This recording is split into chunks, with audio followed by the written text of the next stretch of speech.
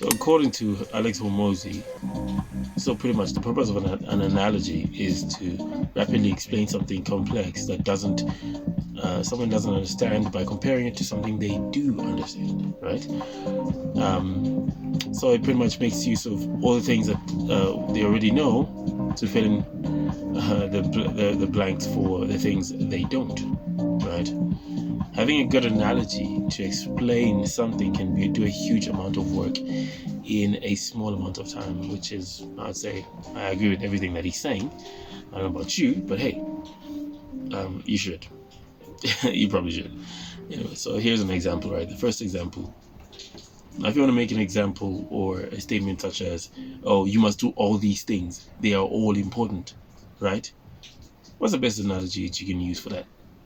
The best analogy, or rather one of the analogies, a good analogy for that is a car, right? So what's the most important part of a car?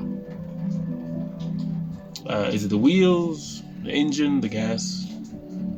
What's the answer? What do you think? Take time to think about it.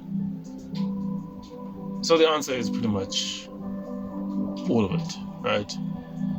So if you want a car that moves from A to B, you must have the whole system. The car only works when it has all the parts in that engine and stuff. I'm obviously not talking about all the extras and stuff, but the thing that actually makes it a car, makes it move from A to B. Another analogy, I hope that was clear, but another analogy is a stool, right? So having 3 legs on a stool, or a 3-legged stool, you can't just have 1 or 2, right? So even though they're important, you must have all 3 or the stool topples over. It's as simple as that, right? You can't have 1 or 2. That's the second kind of example.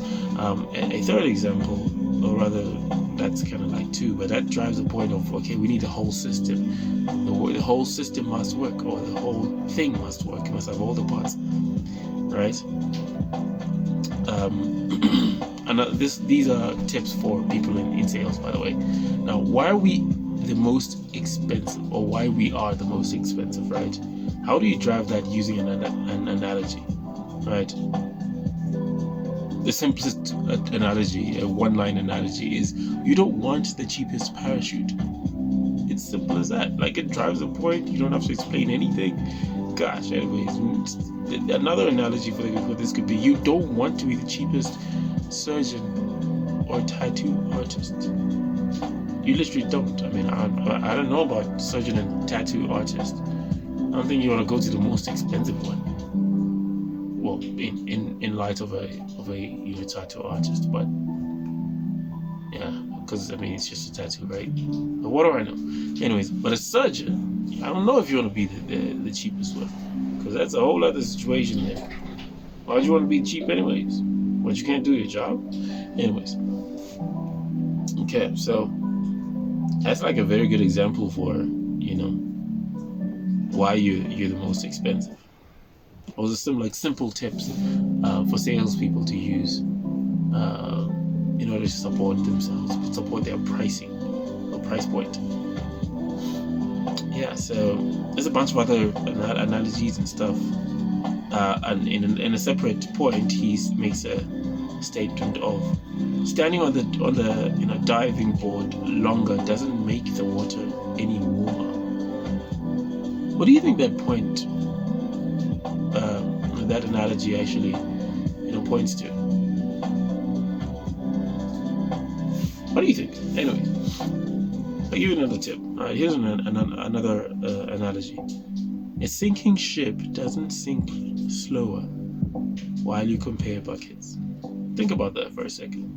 A sinking ship doesn't sink any slower while you compare buckets.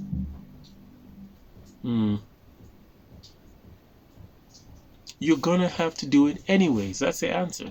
That's pretty much what you're driving here. You're gonna have to do it anyways. So you might as well get on with it, right? So it doesn't matter how much time you spend on one or the next thing. It's like, do it anyways. There's no shortcuts pretty much. So yeah, that's pretty much what I wanted to share. Short video. Hope you enjoyed it.